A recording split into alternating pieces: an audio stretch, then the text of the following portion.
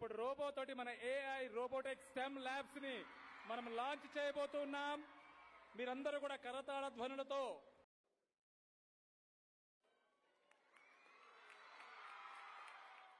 ఈ ఏఐ వల్ల మనం చేస్తున్న రెగ్యులర్ పనులన్నీ కూడా టెక్నాలజీ చేసే పరిస్థితికి వచ్చింది. సో మారుతున్న క్రమంలో మన కరికులంలో మార్పు రావాలి, మన ల్యాబ్స్లో మార్పు రావాలనేది బలంగా ప్రభుత్వం నమ్ముతుంది.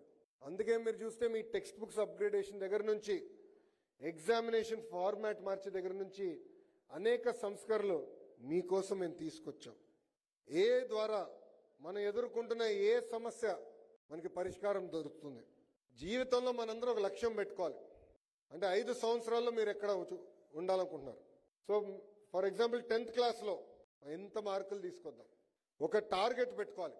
ఆ టార్గెట్ కోసం అహర్నిశలు కష్టపడాలి. టార్గెట్ సాధించడం అంత ఈజీ కాదు, చాలా కష్టపడాలి.